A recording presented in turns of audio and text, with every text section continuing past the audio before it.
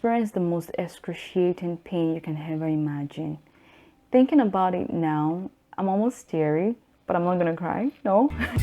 Hey fam! Welcome back to my YouTube channel. If you're new here, my name is Victoria Toby Adeshipo, and on here we talk about faith, lifestyle, and relationship. And sometimes I post my podcast series here as well. So please kindly subscribe, like our videos, share for more content.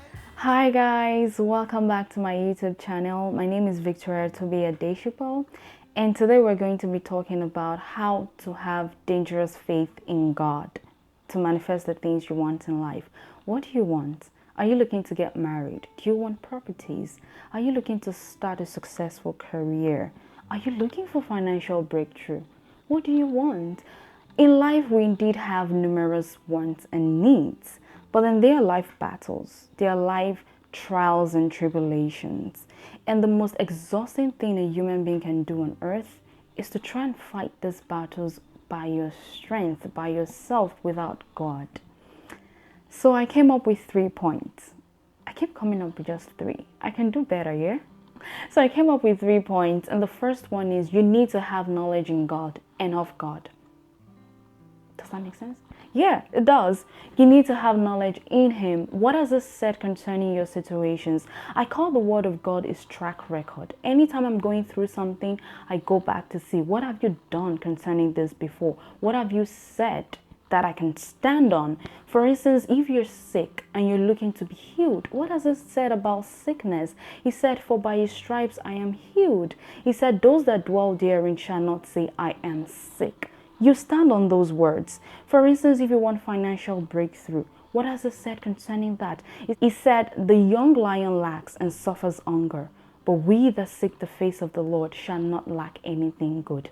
What has it said concerning protection? Are you scared of all the violence going on? Are you concerned about the safety of a loved one? What has it said concerning protection? He has said that, "I dwell in the secret place of the Most High. I abide under the shadows of the Almighty. I will say of the Lord, He is my refuge and my fortress. My God, in You I trust." He said He has given His angels charge over us to bear us up in their hands, lest we dash our foot against a stone. That is what He has said. He has put a hedge around us. So in this knowledge is where you stand. Because before you start this faith journey, you need to stand. And not just stand, you need to stand strong. So what are you going to stand on? It's the knowledge you have of God and in God. The second point is prayer. After this knowledge, then you go discuss with the Creator. You go discuss with God. Okay, these are the things you said. You can imagine me working into Google company and then getting there and be like, "Hi guys, I can dance." Like, dance in Google company? Like, what do we look like clowns, or do we look like we're entertainers? Of course not. If I get to Google, I'm to talk about technologies. I'm to talk about anything IT related. That is how it is with God. You have to have a knowledge. Come from that place. Then you pray, "Lord, this is what You've said. Why am I still feeling this pain in my abdomen? Why is the doctor still saying the same thing about my health issue?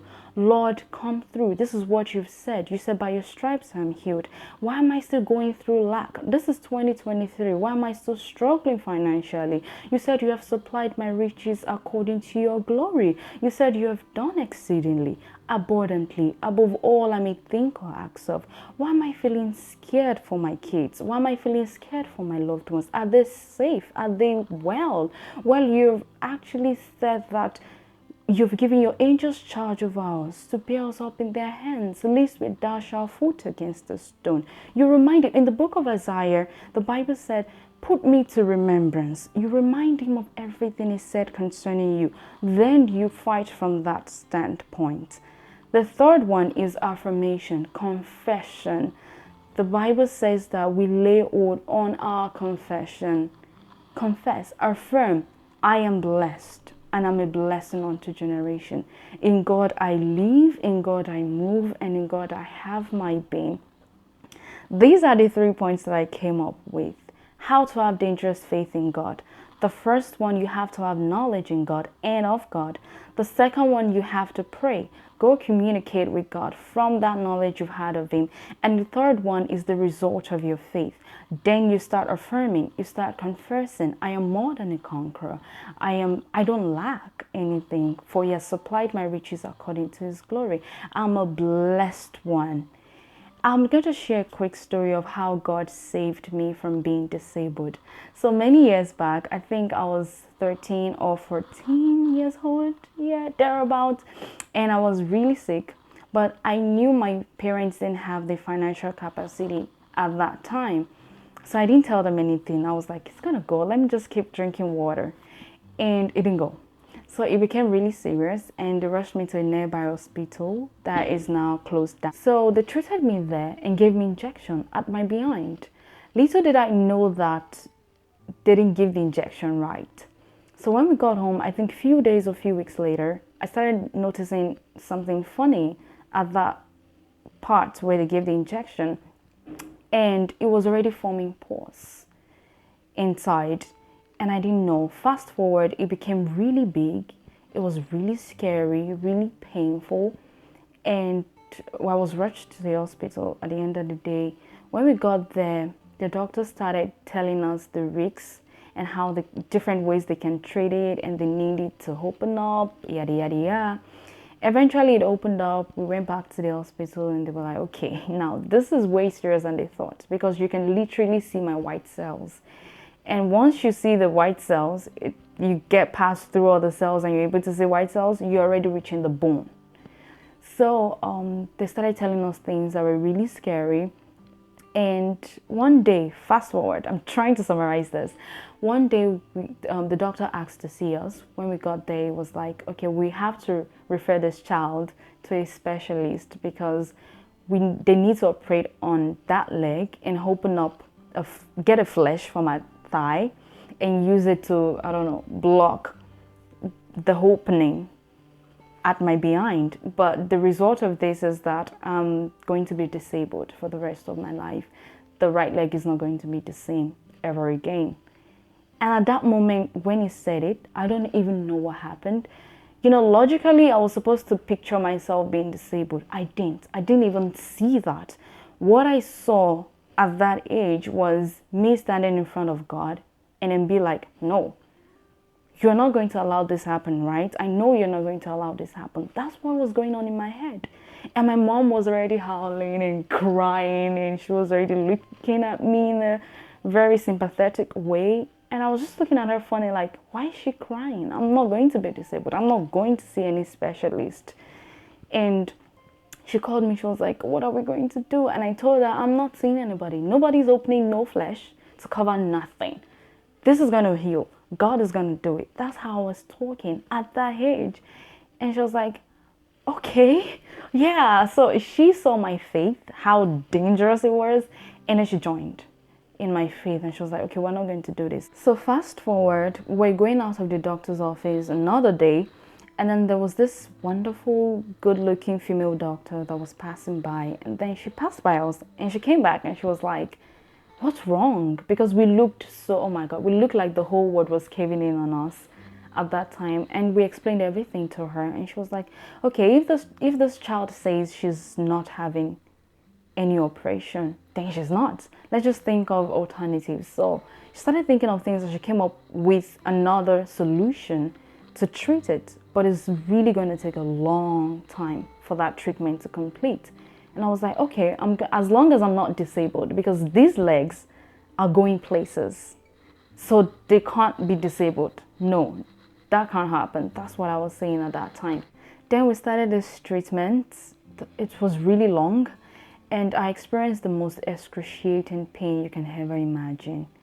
Thinking about it now, I'm almost teary, but I'm not gonna cry. No, I'm not gonna cry. But that period was the saddest period of my life. It was really sad for me and for my family, because some of them, you could see on their face that they wish that they could take it from me and then help me with it, because they're always crying and, you know, just trying to encourage me.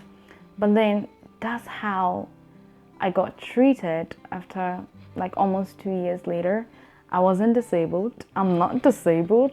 And though I left a scar, but just a scar, my leg is fine. Every part of my body is fine.